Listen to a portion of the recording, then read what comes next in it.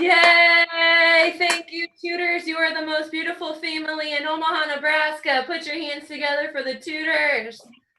Woo! We are Contagious, the stay-home comedy show. And I am Brooke Barcel. Hello, everybody. If you didn't notice, I totally noticed, they had a Black Lives Matter sign. And I just want to say absolutely Black Lives Matter. I wanted to take a moment just to address. I wanted to read through all the names of the people that had been killed by policemen, but it's too many for me and I cannot handle it without bawling. And it's going to be a comedy show, right? We're just going to address that there's a lot of things that are really, really wrong. Okay? And let's just take like 10 seconds to address that things are really, really, really wrong. Okay? And then right there we have the choice, right? The choice where we decide what we do. Okay? Because we have the right to be very angry, head to toe, inside and out. For me, I know that I have a talent, and I have a lot of people on the show today that they have a talent too. And so what we are going to do is we're going to know what we know how to do, and we're going to share our talent, which is a shit ton of joy and silly and goofiness. And hopefully, like with that, we can fill in some of these cracks, okay? Because there are cracks in our society. And if we can fill those cracks up with joy, I think that maybe we might, I think that we can be all right, all right? So go ahead, put your hands together for filling the cracks with joy. Thank you. Whew. My name is Brooke Barcel. I am from Omaha, Nebraska, which is why all my jokes are corny. My name's spelled with an E. Sometimes I will spell it wrong, though. It's not good because then I'm broke. Don't worry, you guys. Words are not the only thing I like to play with. Although I don't I don't call them dick jokes. I'm not crude like that. They're more like, what's the word? Like compliments, perhaps. Yeah. My favorite flower is the peony. So beautiful, and I love how it feels in my mouth. Peony. I wasn't bullied growing up, really, but I also didn't know what a camel toe was. Also didn't know what a fire crotch was either, so. Okay, cool. I was a cheerleader growing up for 7 years. Very competitive, super, super fun. We actually went to the competitions and nationals, got first place my senior year. That's where they taught me to be aggressive. Be aggressive. B-E aggressive. B-E-A-G-G-R. And they taught me how to spell. Like S-C-O-R-E. Score. Boys, score. Yeah, that was what was important to us, I guess. And I like to analyze, and I was a big reader. So like when we started learning cheers when I was 13, I was like, okay, all right. So we ain't bad and we ain't cocky, but we're going to ride on you like a Kawasaki. Vroom, vroom. I didn't even know you could ride boys like that. And there are a lot of boys on a football team. There are a lot. Wow. They don't all start. No. But for some reason, they all want to finish.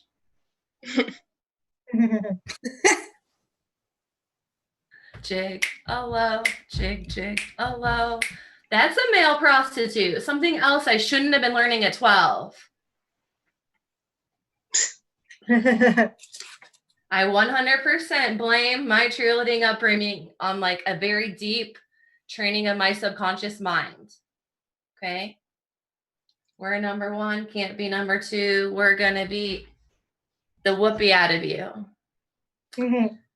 That special little cheer is done by 5-year-old girls who flip their skirts up and show their butts. That's just ridiculous. That's just nuts. Like, who does that? We don't do that. We don't do that as ladies. Well, not all of us. I did end up getting kicked off cheerleading. I know. It wasn't for fucking the athletes, though. No. That was just a rumor. Guys. No, but I would memorize pickup lines because I would be getting so mad after cheer practice. So I'd go home and I'd memorize pickup lines and I'd bring them with me to practice. So we'd be doing a basket toss practice, just throwing the girls up in the air. Hey, are those space pants? Catcher. Because your ass is out of this world. And then I'd slap her on the titties.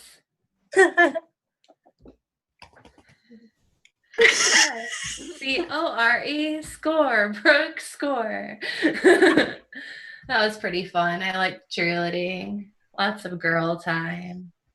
Lots of jumping up and down and spreading your legs. Okay, let's see. I am in like a lawsuit right now with Five Guys Burgers and Fries. I feel like they have taken false advertising to a very unrealistic level, and it's fucked up. There it is. I said it. They've been getting people's hopes up from far, far away because that sign, it's a big lie. It's a big lie. People say, Brooke, 5 Guys, that's quite a lot. So am I.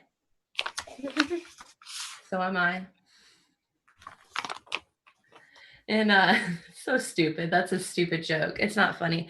I am a lot. And like, you will go by a construction site and there's not just one guy doing the whole thing. No. Many guys with very specific tasks. And sometimes there's ladies doing the jobs too. They can wear the tool belt. They can use the drills, cordless or not.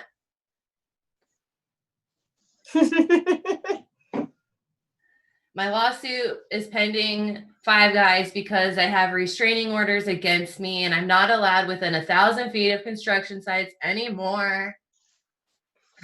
I got arrested for heckling. I was just like, look at the size of that hammer. That doesn't look like a drill bit to me. Yeah, and I was like, gosh, you're laying that floor so good. And then it was just like, I was just like done. And they took me downtown, roughed me up. Not too, that's a bad joke, Brooke. Slippery slope we stand on. Sex, you guys, sex is not like porn. Okay, I just want you to know that sex is not like porn at all. Okay, unless of course it's with me.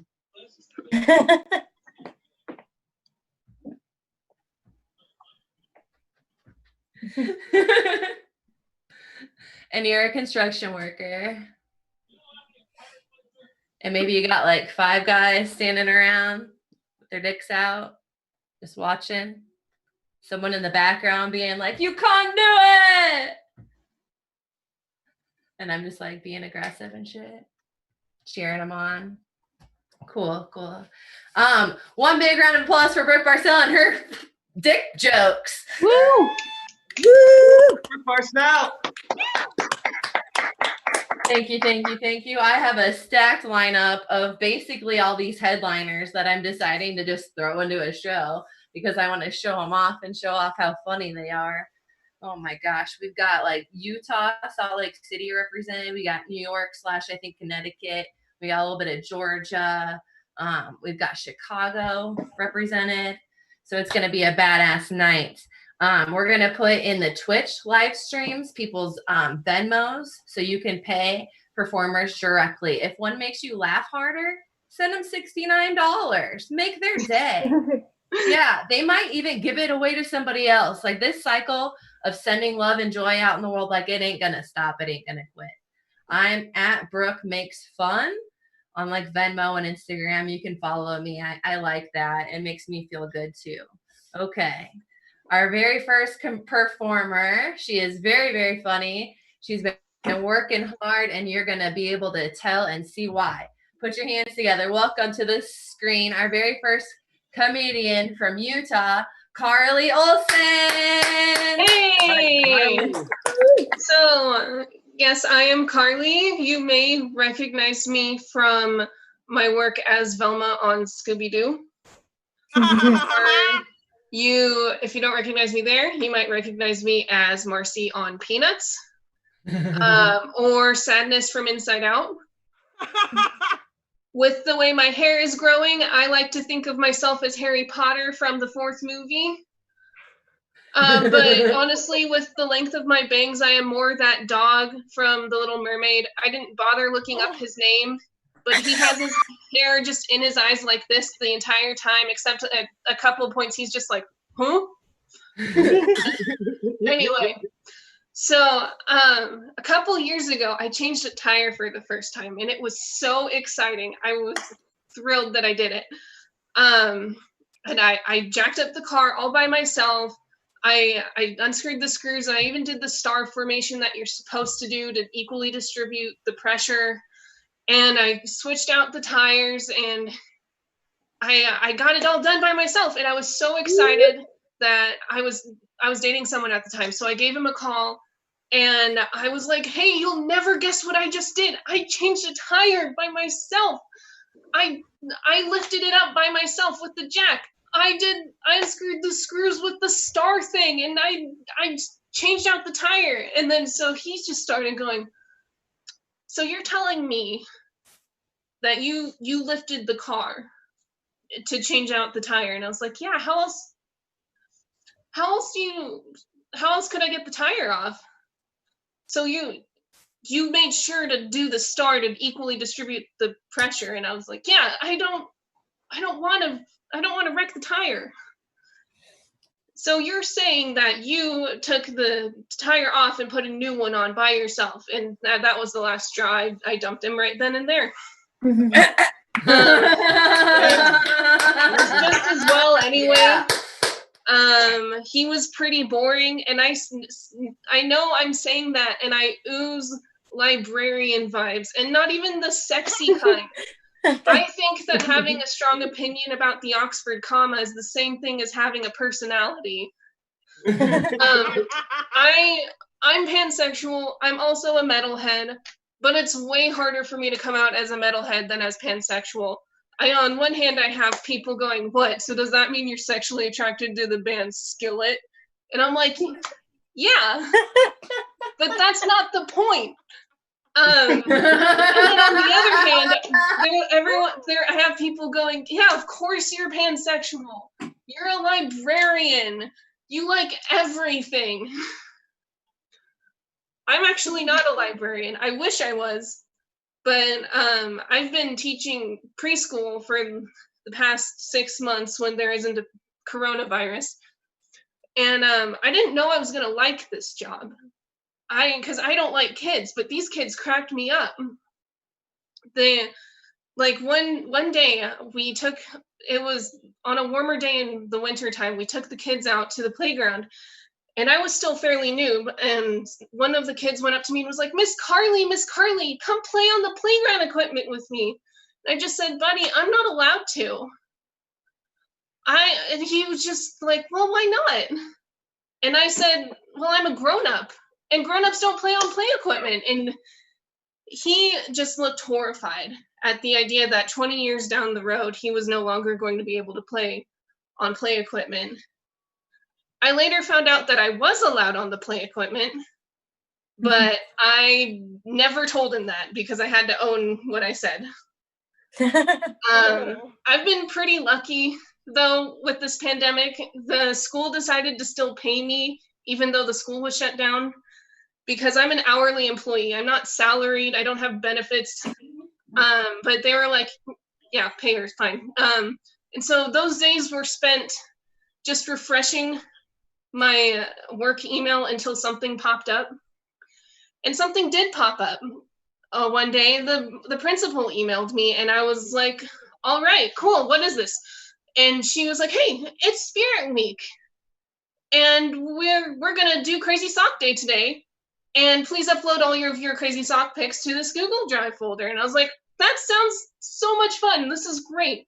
So I put on some crazy socks that I just have, and took the picture. I uploaded the Google Drive folder to the Google Drive folder, and as I was exiting out, I noticed that it said private, and I was like, can a school folder be called private? And so I emailed her, and I was like, hey, what's the deal with this private folder? And she didn't even think anything of it. She was just like, yeah, that's fine. It's no big deal.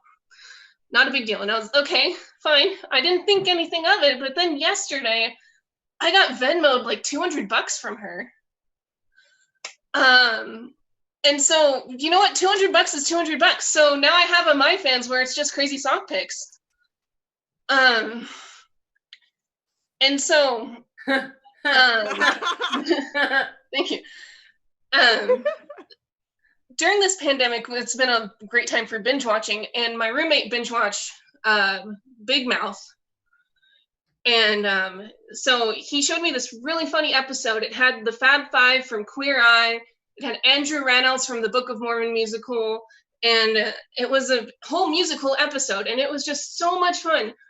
And I was like, you know what?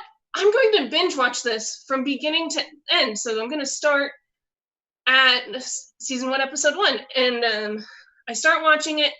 And there's just dicks everywhere. There's a dick over here. There's a dick over there. There's a dick right in my face. And some people are like, yeah, what's the problem? But I'm sex repulsed. So, and the better term is actually dick averse. I think dicks are gross. And I also have to be careful when I say dick averse, because my friend Amanda pointed out to me once that when I say it too fast, it sounds like dick averse, which is just, you know, that Rick and Morty universe where there's just dicks all over the place instead of planets. But now that I've told you that I'm sex repulsed, for anyone else who is sex repulsed, I have a cautionary tale for you. My sister and I went to Portland on vacation, and we were told that if we go to Portland, Oregon, we had to go to a place called Voodoo Donuts. And so we went to Voodoo Donuts. We're looking at the menu, and there's this donut called the Cock and Balls. And in spite of my dick aversion, I was like, that's hilarious. I'm getting it, because it was literally a penis-shaped donut, and it had chocolate frosting, and it had cream filling. It's hilarious. And so I order it, and I'm expecting like a Fragile Masculinity sized donut. But I got like I'm expecting a donut that's like, yeah, I got it, but instead I got a donut that was like, he's progressive and he actually means it size. And I was just horrified. I was upset. I was close to tears.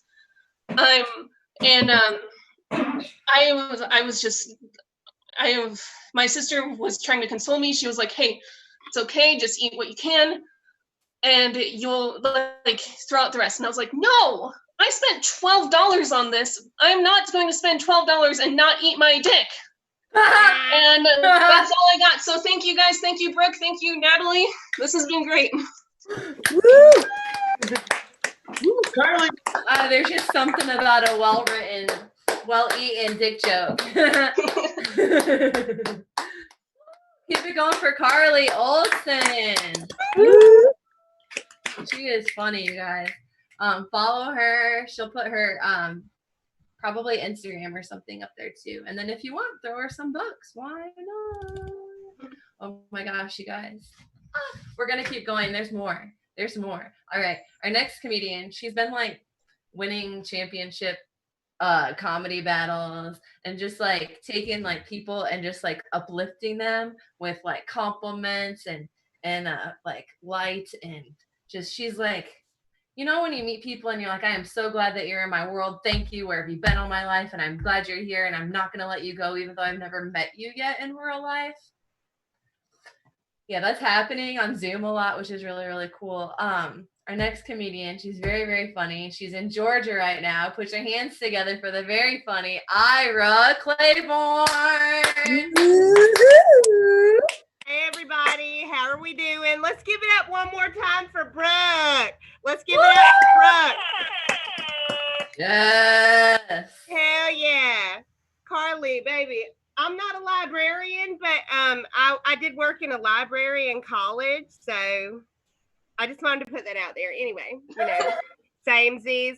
Also, I went to a women's college. I went to Mount Holyoke, and like there's a Scooby-Doo thing about the seven sisters. Guess which one is actually you?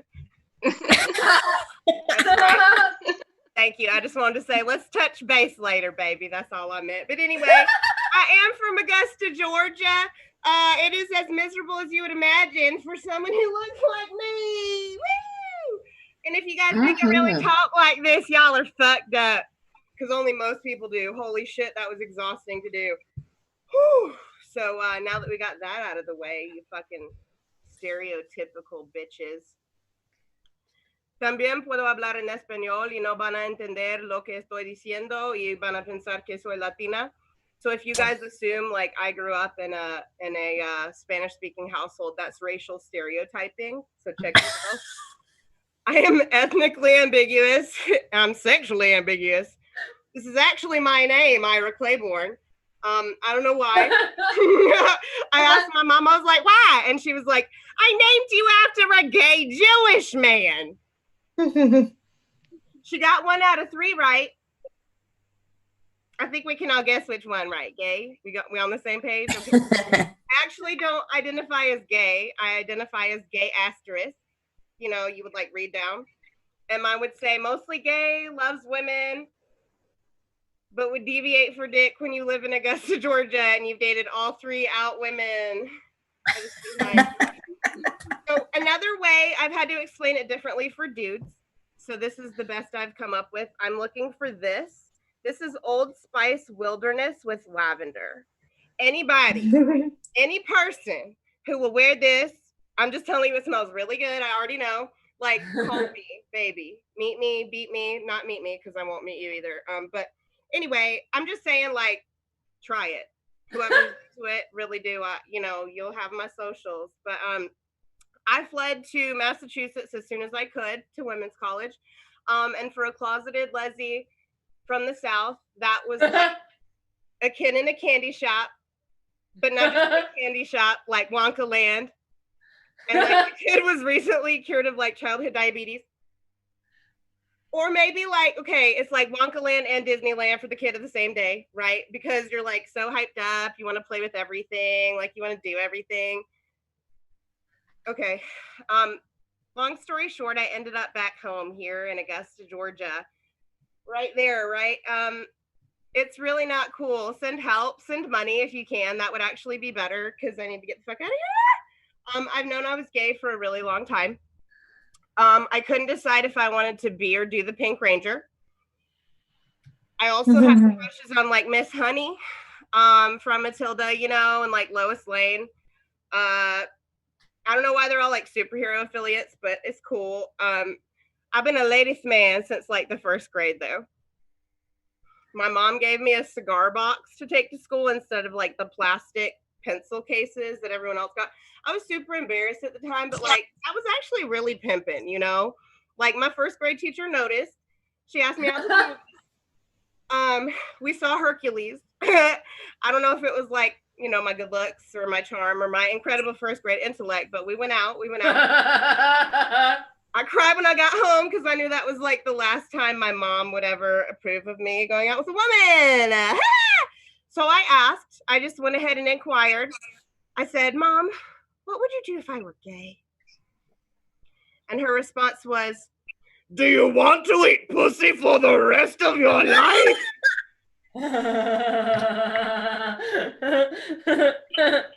Which is kind of the definition of being lesbian, but I went back in the closet and I marinated more, gained strength. I kept on with the teacher crushes. I ain't gonna lie to y'all. I always wanted to hang out with them. Like, I was super enamored by them. Like, even when I was homeschooled. Y'all might be panicking thinking, oh my God, did she say homeschooled? That bitch is incest. No. My mom outsourced the school part of homeschool as she did the emotional support part. So she would drop me off at this like Christian homeschool academy, oobity obbity. And I always wanted to get there early so I could sit with this one teacher, one-on-one before they unlocked the building, smelling her hair and her eyes and talking about was I gay or did I get it wrong? I don't know. But I got here. But I got at church. I'm not gonna lie to you guys. I realized that there were three main things I learned from church. Youth group, that is right, sexual tension. Because we're not supposed to do butt stuff or ladies who touch each other. That's just skill. Sunday church was the same thing. It was handsy, mature. I'm the more you sin. Oh no, my audio is bad. I am not. My audio is bad. Hold on, for you guys. Is that better? Yeah. Okay. Yeah. So I was in the middle of confessional, thanks God. So Sunday church, was this handsy mature youth group, and the more you sin, the more you win, because they would pray on you. Because I went to Fruity Church in the South, right? So they would lay hands. And if you were a cunning emergent lesbian like I was, you sinned a lot and you went to prayer a lot, right? And you would aim it right so that you would end up between the MILFs and the DILFs, the moms and the daughters. So you have two generations of the spirit going through you. Look, they might have been praying the gay away, but I was praying gay, okay, yes, amen, right? Look, if I'm losing you, just hang on, because I'm going to get you back. I know God's into symbolism, because I went on a missions trip out of town. I got on this whole bus to the wrong location because I was talking to this girl, whatever. All the Christians were worried where I was, that I was lost, and I was from their cause. But it's cool because I'm going to bring us all back together. Christians and gays have more in common than you would think. Hear me out.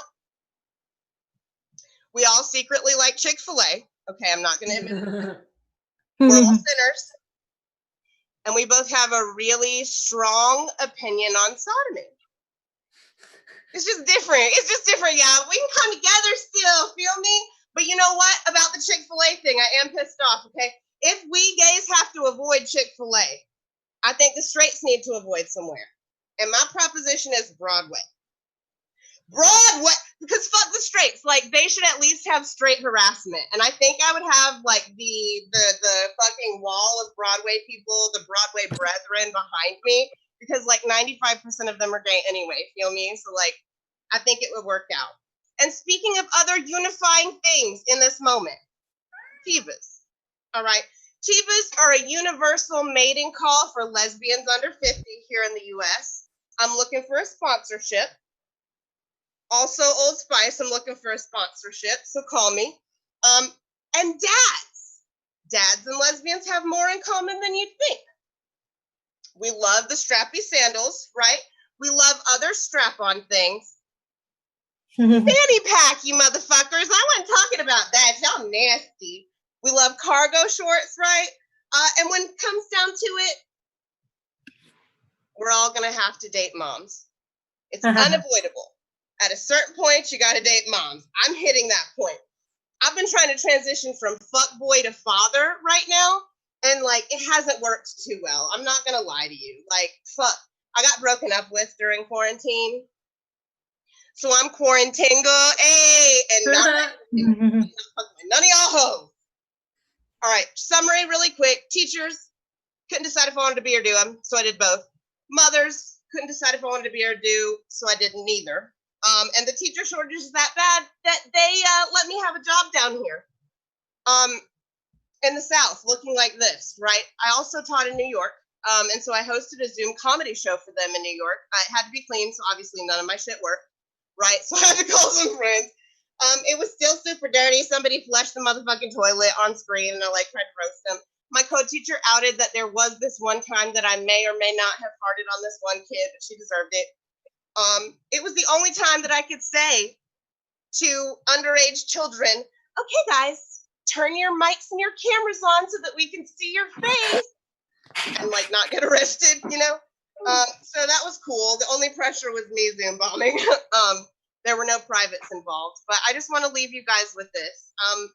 Pay teachers more. Yes, we all need it because we're not going to get a monthly subscription service to like wine or weed or Xanax, but we should. Vote, okay? And motherfucking Black Lives Matter. My name is Ira Claiborne. I love you guys. Thank you for doing this, Brooke. Thank you guys so much. Yeah, keep it going for Ira Claiborne. Love you, Ira. Very funny. Woo. Thank you. Thank you. Thank you, Joy Spreaders. We've got 3 more. Can you believe it? 3 more to go. This is the best. You guys are badasses. You're so much fun. All right. Our next comedian, he's the dude in the show. I have to I guess I have to have a white dude in all the shows, at least one. So he's going to be the token one. But luckily, he's really, really funny.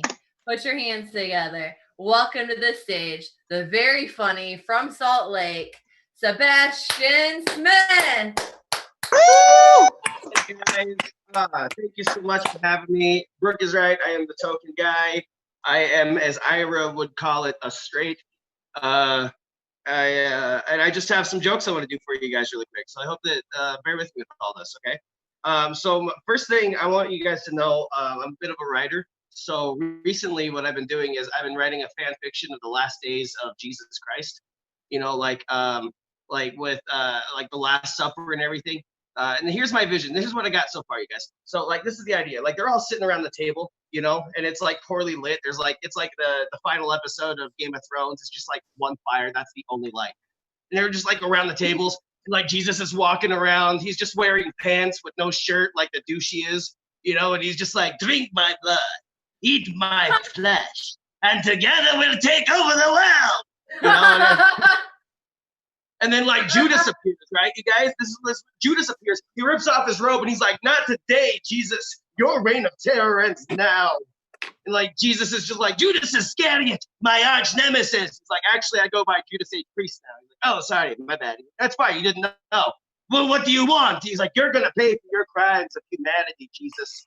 And he's just like, oh, well, and then guys, get this. This time, it's Judas who's like, before I turn you in, Jesus, would you betray me with a kiss? And Jesus is like, no, that's totally gay. And he's like, well, what do you mean? I thought you were. Jesus is like, what are you talking about? He's like, well, I mean, like the first time I met you, you said you were a fisher of men, like water is wet. And he's like, oh, I guess that's confusing. Yeah, that makes sense. And then he's just like, and then all of a sudden, like, and then like, Jesus, like out of nowhere, he like flies across the room, right? And he grabs one of the guards and he just like bites his ear off and like spits it out. And he just like smoke bomb and he's gone. Okay. And then Judas is like, God damn it.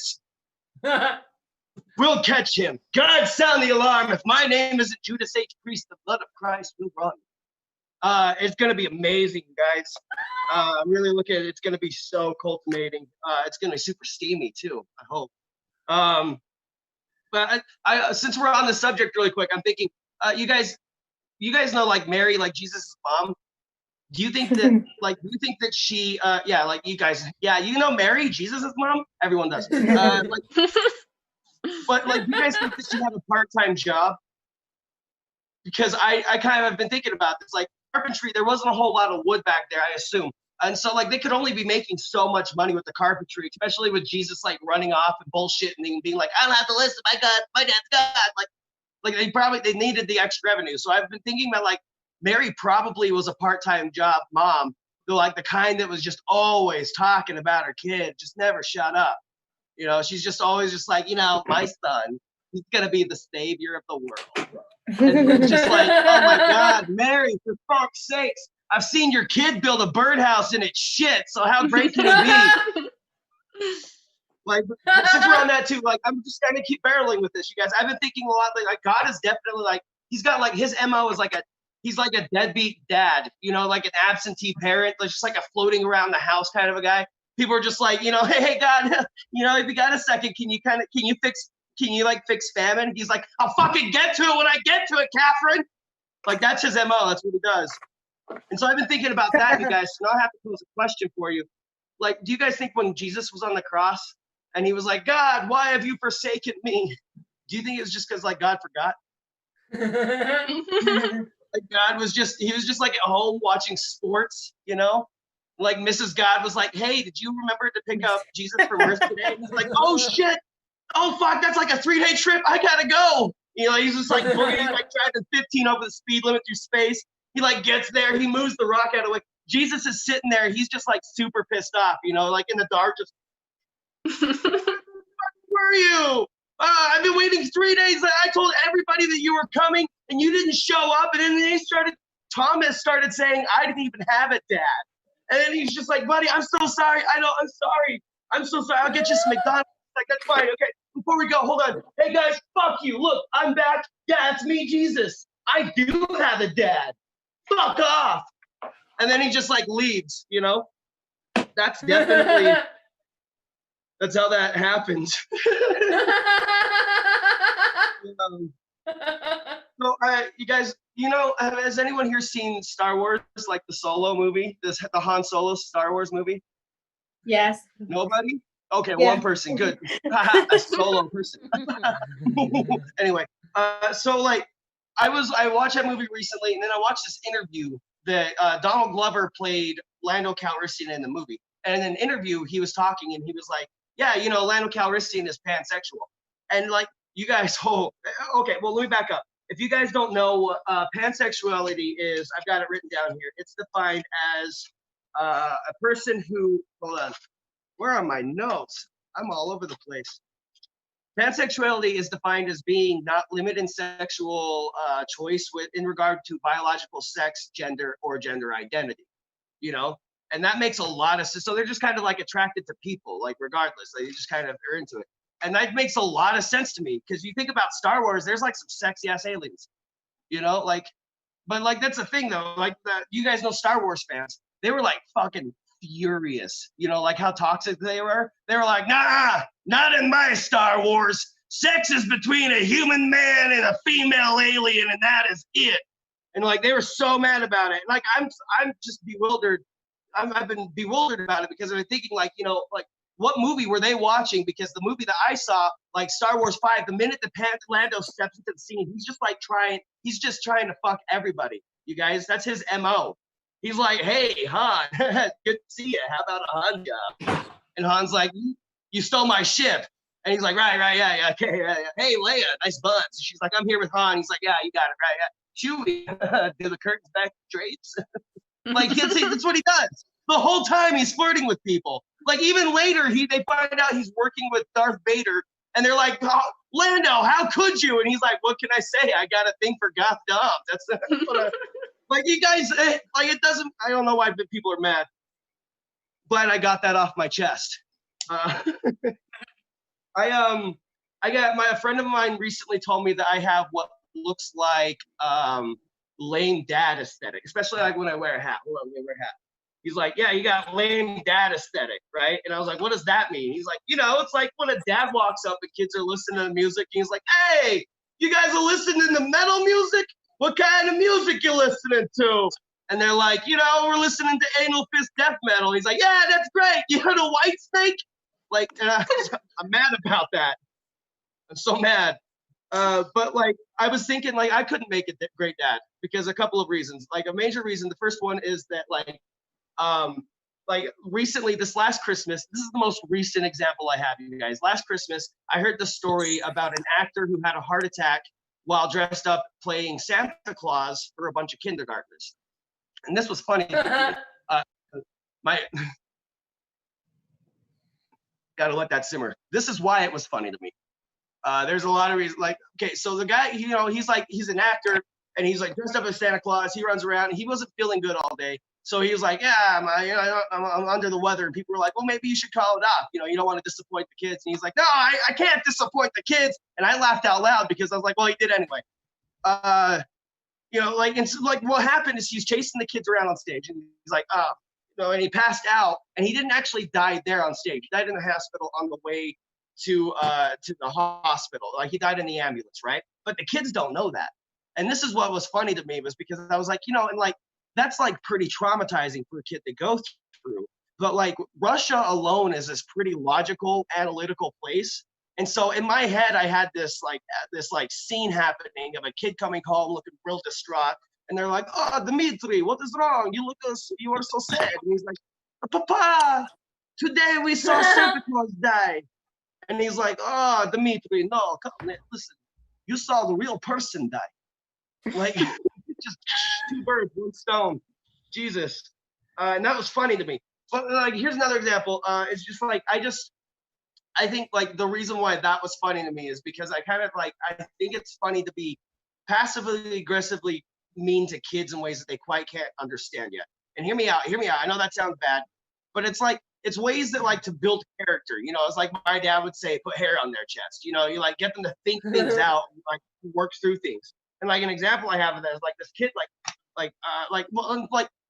actually, I'm going off subject with that. Sorry.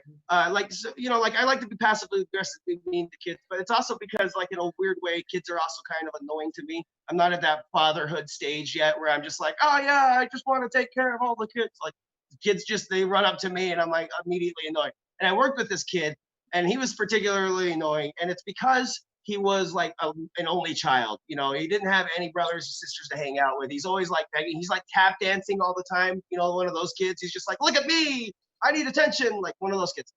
And he just comes running up to me, and it's like unwarranted. I was like having a great day, you know, and I'm like, he's just like, "Hey, Sebastian," and he's like, "We're best friends." You know, I'm like, "Okay."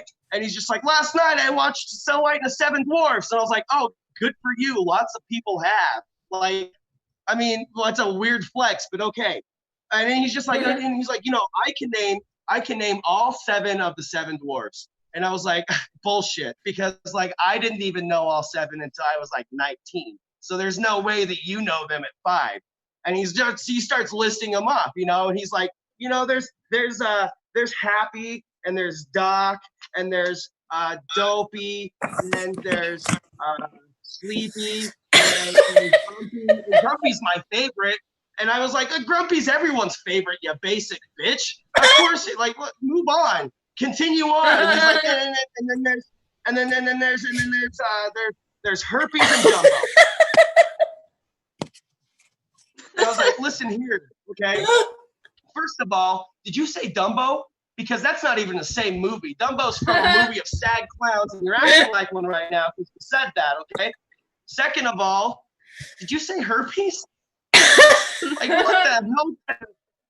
what the hell kind of late night HBO special Snow White is his parents letting him watch?" You know, I was like, "Buddy, no, I think what you meant to say was sneezy." He's like, "No, I meant the ones with the cold sores."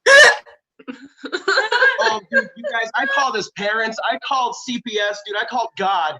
And I was like, "You need to take care of this." And so that kid's in a better place now because he went with God. And that kid turned out to be the evil Jesus in my story. Thank you. My name's Sebastian Smith. I had a great time, you guys. Enjoy the rest of the show. Love you, Sebastian. Hell yeah. Hell yeah. If you're going to have a white guy, make sure he's funny. Same with the white girls, too. We'd hate for it to be misogynistic or whatever. When you said that you were going to call God at the end, I think if you said Mrs. God, too, because that was so funny when you said Mrs. God earlier. One more round of applause for Sebastian Smith. I'm writing that down. Thank you. Woo! Feel free to send him a couple bucks. Why not? We got 2 more comedians to go. Our next comedian, she comes to us from Chicago, the queen of radical comedy. Hilarious, kind, inspirational. Put your hands together right now for KJ Whitehead. Yeah. Hello. Body wow wow, my time is now. My name is KJ Whitehead, and I am all the way in Chicago, Illinois. It is one of those magical, magical places where if you call the police, they tell you to freeze before they shoot you. I don't know if that's the same everywhere else, but probably not. I don't know. Anyway, my name once again, is KJ Whitehead. If you haven't noticed, I'm a little fabulous. One of those people that feels like Queen Latifah, but I know I still look like Don Cheadle in Cheap Draft. You might not remember that part of Avengers Endgame, but I assure you it's in there. You know, woman female like Fierce Machine. But I am transgender. I use she, her pronouns. And I tell people that straight up, I mean it. She, her pronouns. Get it right or get the fuck out. Actually, please stay inside your homes. COVID-19 is still out there. Please stay safe, socially distance and stuff. Do that. Thank you. Moving on. I do want to say this, and what I do want to say is that there's things going on right now. One thing that happened before I went into quarantine was that I finally got to see the Joker movie. And that was really something to me. And I have opinions about the Joker movie, but I'm not going to give anything away. I will say this: I've seen the future of white male comedians like Sebastian, and it's not good. It's not good. I only wish Second City in Chicago knew that, but it's not good. I should let you know that right now. Lots of people get hurt. Robert De Niro too. It's not a spoiler, by the way. I am one of those people who likes clowns. I think clowns are funny. From an early age, I was heavily amused by clowns. And so that's why I don't like Stephen King's It. Because it gives clowns a bad name, honestly. Because It is actually not a killer clown. It is an alien life form that takes the form of what you're most afraid of. So in Stephen King's It just so happens to be Pennywise the murderous dancing clown. But I've had nightmares that It would show up to my apartment late at night, and It would reveal itself to me as a Chicago police officer. Yeah, I am very afraid of the police. And by the way, I just got to say, I do like, if you heard about the party in Minneapolis Police Department 3rd Precinct, it was pretty lit. I wish I was there. But I will say, I try to give some respect to police. My father was a Chicago police officer. I'll say that much. My father was, so I have some respect for the ones who actually want to ensure some of my safety. A while back, there was someone who was being chased by the police, ran into my neighborhood, and the police lost this person. So they went door to door trying to find this person. And you know what? Like, concerning my safety in the neighborhood, I actually probably would have helped the police if they came to my door. You know, and I probably would have let them in too. But I don't know how my landlord feels about pigs in the apartment. I don't know how that goes. You know, I heard cats are okay. What about dogs? Well, better than pigs, but not as great as cats. Acceptable. The protests, at least going on about the quarantine, about the stay-at-home order, I gotta mention that real quick. The biggest thing I've heard that people are pissed off about are the fact that they haven't had haircuts. You want a haircut? You really, really want a haircut? Well, goddamn it, look at my hair. My hair is so fucking kinky. I had to ask it for consent before I combed it this morning. This is what happens to 4C hair we haven't straightened in a fucking month.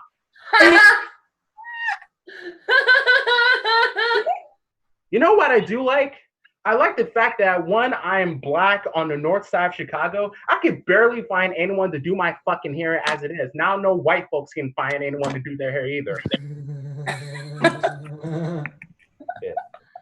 I'm mad and everything. People are mad just by shit that's going on right now with all the different posts and all the shots being fired, pun intended and no pun intended, at the police right now with everything that's being said, even at Donald Trump. You know what?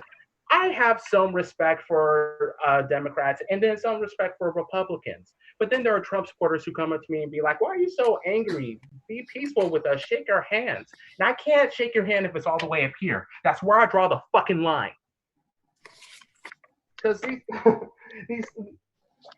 I am a black trans woman. I'm black because I can't hide it, and trans because, God forbid, a woman has a bigger penis than Trump. These alt-right or white nationalists, which these are the politically correct terms for Nazis, and as I said, as a black transgender woman, I support political correctness, so I don't want to be rude. So one of them, these representatives from one of these alt-right groups said, well, if we look at the NAACP, clearly black people have the right to that. So why don't we have a WAACP? So basically, you want a white association for the advancement of colored people. That is exactly why you do not have that. And furthermore, we already have a WAACP. They made the movie Green Book.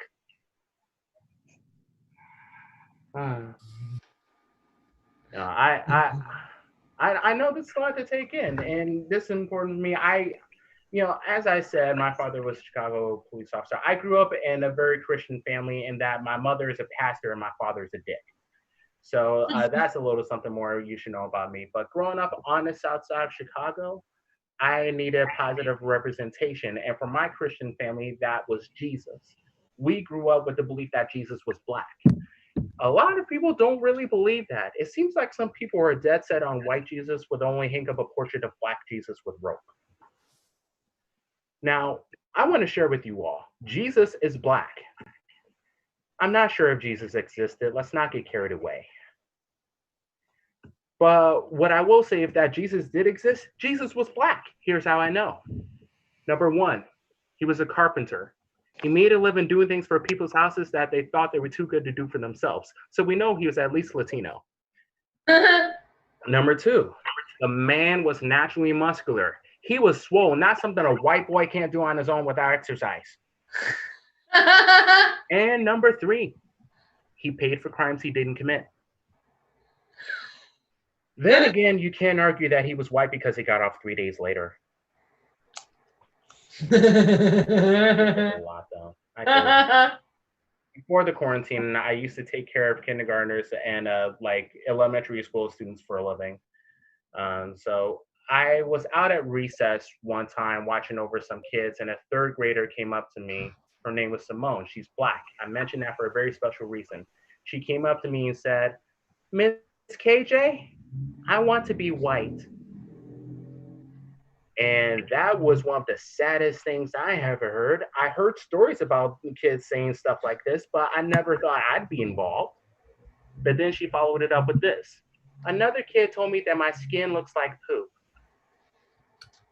The thing about this is it really hits close to me because continuously, as a black person, it continuously hits us that we are somehow not as good as everyone else.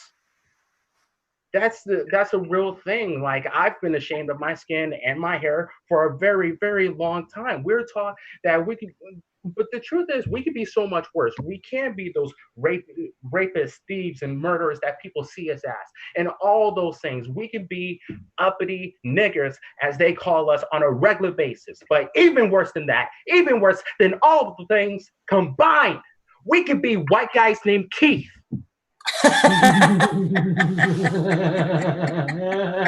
We could be so much worse.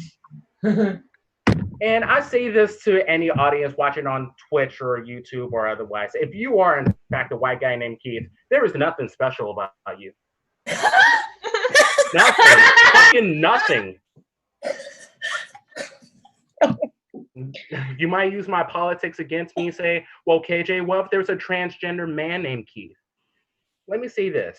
Transgender men are beautiful, fabulous, strong, and handsome, and not one of them will be dumb enough to name himself Keith. I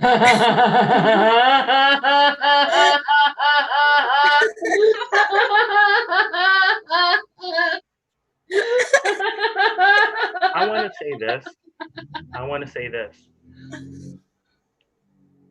And what I do want to say is that I don't know how much time I have left, but given recent events and the fact that the average life expectancy of a Black transgender woman is like, given the fact that the average life expectancy for a Black transgender woman is 33 and I'm 28, clearly I don't have a lot of time left.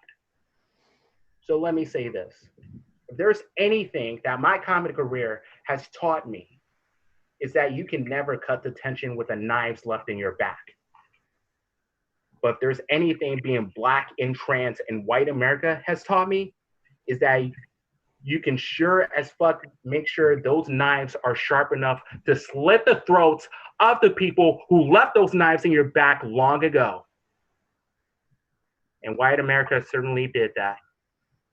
There's a reason you didn't see me at all, be it cam or microphone. It's because no one really knew about me until I started dressing the way I do, who I really feel like, until I started being pissed off and not apologizing for it. No one really knew about me. And it seems like nowadays, if I'm really going to go trending, it's going to be when I'm murdered. That's the reality I face. You know, I go to bed, I wake up, I see my skin color, and I'm reminded every day that I have a target in the back of my head. And if I have to wake up every day like that, no one in this room or watching is allowed to forget me. No one. Understand this. This show is the one reason I have that I wouldn't, other than the fact that anything else, like I wouldn't go downtown Chicago right now and fucking burn everything in my path.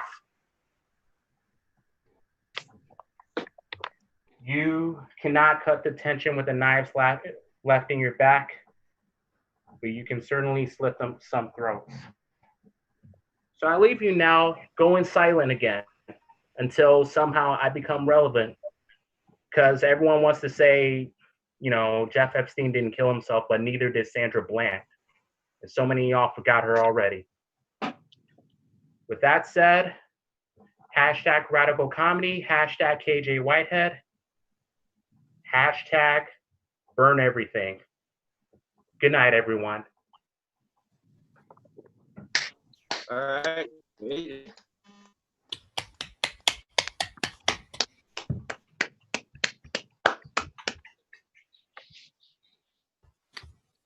I respect every bit of that. It's not an easy. Can't just keep letting things keep going how they're gonna go. Can't. I just can't. All right.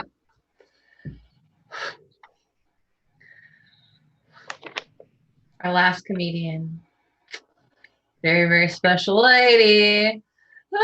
She's goofy. I have never seen a Zoom room like get stopped and just like nobody even cares if she goes overtime. Like nobody cares. And I told her already, like, I don't care. I want you to have fun. And if we believe that joy can fill up some of the cracks that are going on right now, we're going to fill those cracks with straight up goofy, straight up joy, straight up like, thank you so much for being here, all of you. Thank you, audience, for watching, for just like stopping and deciding, you know what, I'm going to watch something funny, even if it's shitty, right? All right. Woo! Our next comedian, she's been working hard. She's hilarious. She's in, I think, are you in Connecticut or New York City? I'm in Connecticut right now, but I like pay rent in New York City, so. Okay, yeah. So she's from New York City. You're going to have a ball. Put your hands together. Welcome to your screen. Claire Alexander. Thank you guys so much. Give it up for everybody who's gone so far. And Brooke, thank you so much for hosting us. This is so great. I feel like I have to share this. I have a really awkward confession. My dad's a white man named Keith. Oh no! Which is, yeah, and like it's always been so awkward because like I've always felt that way, that like that's an awkward name. And my mom tries to justify it. She's like, no, there is a Jesse McCartney movie where he played a cute guy named Keith. And I'm like, yeah, but you didn't marry that guy, okay? Like you didn't marry Jesse McCartney, Mom. You married like this 5'11" man who is the reason I'm in this world. But like, come on, you know? I'm like, I'm like, yeah, it's a pretty weird name. Like that. That's too funny. I can't wait to tell him that. That's hilarious. Goodness gracious. Oh man, I love doing these Zoom shows and stuff because it's so nice to have, you know, something. I'm staying with my parents right now in their house in Connecticut, and I really just love bragging that I have something to do. You know, I really like that. Like we all like to have a thing to do, you know, like my mom will be like, by the way, everyone, please don't bother me at 1:00 because I have a work meeting. I'm like, okay, we get it. You're employed. Okay. You know, stop bragging. Okay. Some of us don't have jobs right now. Oh my gosh, it's ridiculous. It's so fun though to be like, yeah, sorry, I'm headlining this comedy show. So you know, just don't bother me. That's my favorite part. Definitely having something to do. I like that. I had a hard time when I first came home for the quarantine. I came to Connecticut because I didn't know what to pack.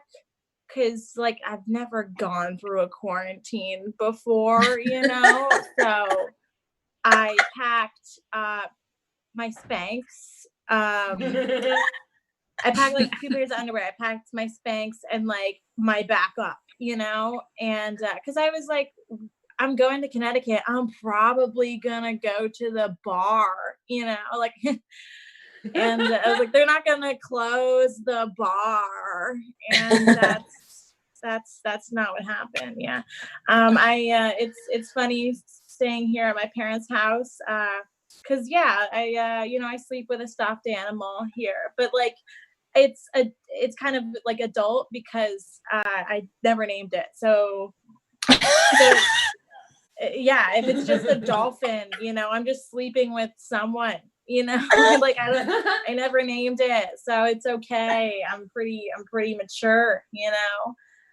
Man, I love that nameless stuffed animal. It's pretty good. I gotta move out though, out of my parents' house for the second time. I gotta do it because they love me too much, for sure. Like the other day, I got my mom ice cream. I got her like a little cup of ice cream, and she was eating it, and she was like, this ice cream tastes so good, Claire, like I made it. I was like, this is ridiculous. I gotta get humble, like real quick. I can't live here with my parents patting me on the back all the time. This is too nice, you know. It's too nice. Oh man. Anybody doing quarantine dating? Anyone going on FaceTime dates or anything?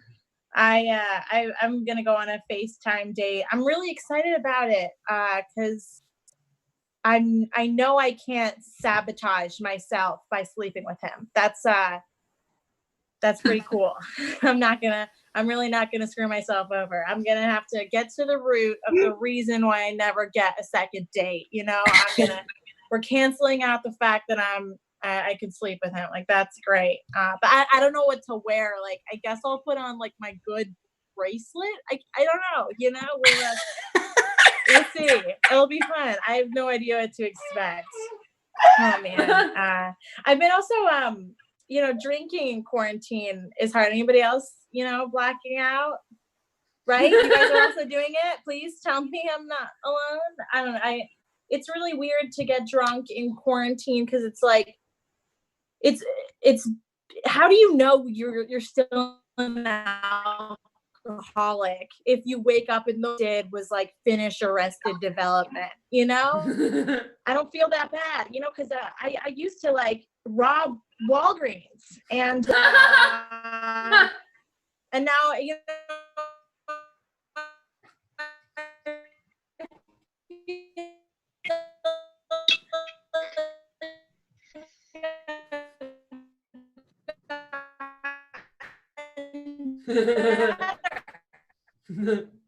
you know, because hello. There you are. Oh man, but yeah, I don't know. I feel like it's funky. Like I don't know. For those of you who don't know what blacking out is, it's basically like time traveling. But in order to pay the price of time traveling, you have to try to make out with your brother. Like that's what it is. Like you get into the future, but like you have regrets that you don't even remember. So that's hard. I don't know. Blacking out though has helped my career a lot.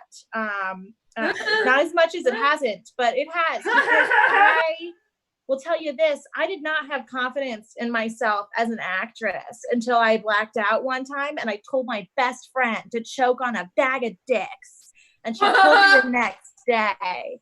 And I was like, oh my God, I didn't know I had the range. That is so, wow, good for me. You know, that's, yeah, anyway, so I've been dating, you know, the huge, I feel like, do you ever notice, I when a guy calls you nice, he's just trying to sleep with you, you know, like, Yep. like when I get, yeah, you know, like they're like, oh, you're so nice. You're so funny. You're so nice. Like they just say it because it's a good hand movement word, you know, like you're so hand on the thigh. Nice. You know, you're so nice. And like, I don't know, like I'm not saying I'm not nice. Like I'm just not completely first date nice. Like I'll, you know, I mean, like I love meeting new people. I love it all. Like I love, like, you know, I'll hug you, whatever, but I will not be nice if you start talking about sports, you know, like I will check out, you know, like I don't want to hear about how you got into it or like what's going on with your dad. Like I would fake an injury to get out of a conversation about sports, okay? You know, if you talk about sports, I'll be like, look, this is really hard for me right now because I recently got hit by a car. It was a Porsche. Yeah, that's right, a sports car. So excuse me if I can't handle this conversation, you know. Also, I don't want to talk about cars, okay? That's really hard for me too, obviously. Oh man.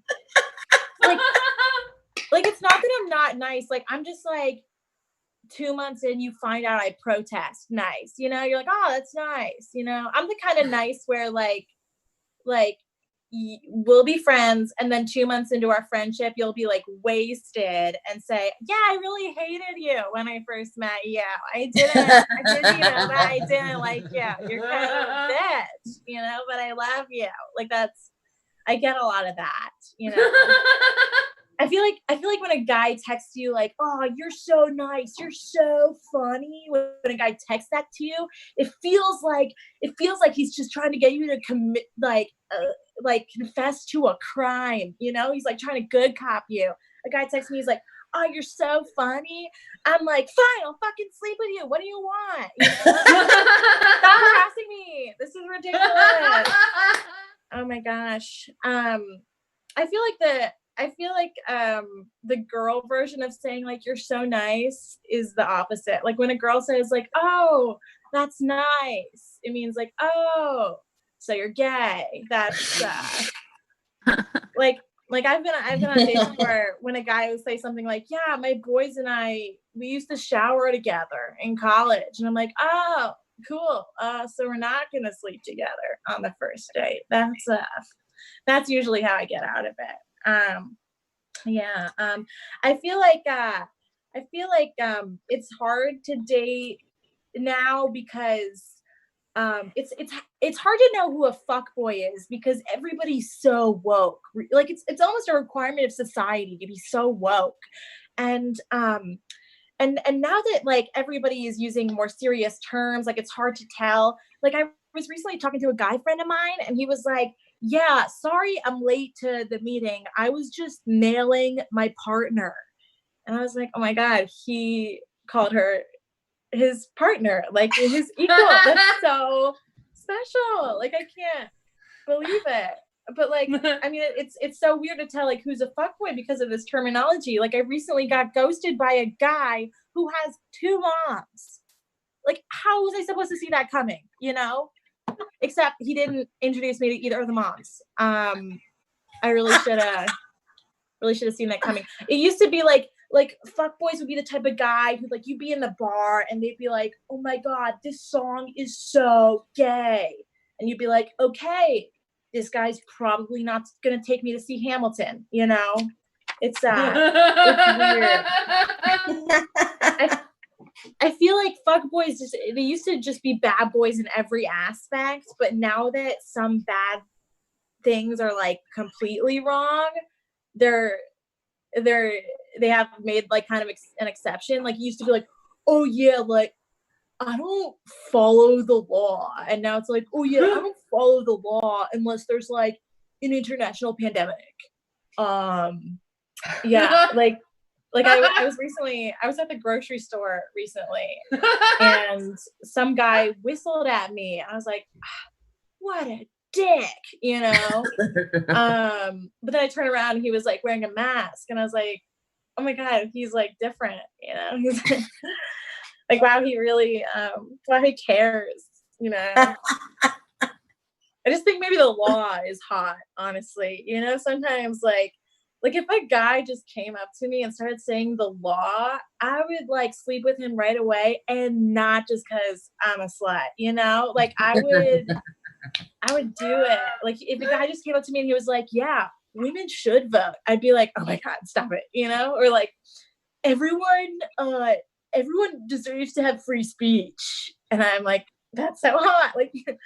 Like don't even get me started on abortion. Like one time a guy brought me Plan B, and I was like, just the fact that you would put money down for that alone makes me want to have a baby with you. I'm just saying, you know, like he bought it and everything. Like I drove, but like he bought it, you know. Like you know how expensive that shit is? It's like $50. I was like, is this a second date? He was like, drop me off here. But it was, you know, that was a good time. Yeah, I used to be a slut. I'm not really anymore. But like I still don't really use condoms, but that's mostly just like for tradition, you know. That's like I'm just trying to get chlamydia again, really, just so I know how it feels. You know, it's just I don't know. But I was hooking up with a guy recently, and not that recently. This is an old joke, by the way. But it happened. It's based on a true story still. I was hooking up with a guy, and he was like, oh, are you on the pill? And I was like, yeah. And I was trying to be funny with him, you know, I'm trying to laugh. And I was like, yeah, and if that doesn't work, I'm pro-choice. And he was like, ha ha ha. And I'm like killing it in his twin XL, you know, this mattress on the floor. Like I'm just joking around. And then like weeks later, I still didn't get my period. And I feel like I'm not religious, but I feel like that was God being like, so I heard you're pro-choice. And so yeah, now and at the time I was unemployed then too, and I was like, well, maybe I'll have this baby, you know, like maybe that's the other side of the choice. Like maybe I'll do it. You know, this guy's super hot. Okay, I saw on his desk that he went to Ithaca, so you know, maybe he's somebody I want to start a family with. You know, that's yeah. So I've been staying with my parents. Yeah, like my dad Keith, yeah, he's a funny guy. He's got quite this stash, if you would, not like a weed stash, like a mustache. He's had it since college, and it was like notable enough then that his friends gave him a nickname for it. They called him Geppetto, after the famous puppeteer who made Pinocchio, which says a lot about the guys my dad was hanging out with, for sure. Like that's pretty nerdy information. That's a lot of research for a nickname. I'll tell you that. That's definitely like super in-depth and embarrassing. Like that's too much research. Like when I was in college, this is very true. I had a nickname. It was Butt Stuff Claire. I'll tell you what, that was not enough research. That was like a 2-person poll. Okay, somebody asked like 2 people and they were like, yep. And they're like, yep, this is it. This defines this woman. This is it. This is what she is because these 2 people said so. You know, I should have really hung out maybe with people more like my dad. I don't know. But that is how I got that name. And, like when I talk to my dad about his nickname, like he is so defensive of it in the weirdest way. Like I'll be like, Dad, why'd your friends call you Geppetto? That's weird. And he's like, it was the 80s. And I'm like, yeah, but I know you didn't have internet back then, but I know that puppets aren't like the second best thing, you know? Like when the power goes out at my house, I'm not like, oh, thank God I made all these sock puppets, you know, like that's not really how it works. And also the fact that you didn't have internet just shows that somebody in your friend group read a book. Somebody looked up in a book the name Pinocchio and who made Pinocchio. And that's just not cool. Like my dad's nickname, is so nerdy that it makes me kind of second guess the things he told me about college. Like he told me one time that he snorted vodka and I was like, yeah, probably like on a Friday though, you know, like Geppetto wasn't the guy who was like, you know, just ripping lines on a Wednesday, you know. The same thing happened for my nickname though too. Like sometimes I'll tell people, I'm like, oh yeah, I wrote like a 40-page paper in college, and people are like, yeah, I don't really think that's a Butt Stuff Claire kind of thing to do. You were probably really just ripping lines of vodka actually. And yeah, fuck yeah, I had a cool life. I have great college friends, good times. But yeah, so my dad's nickname, turns out Geppetto was too much of a mouthful. And this is very true. So his friends just called him Pedo.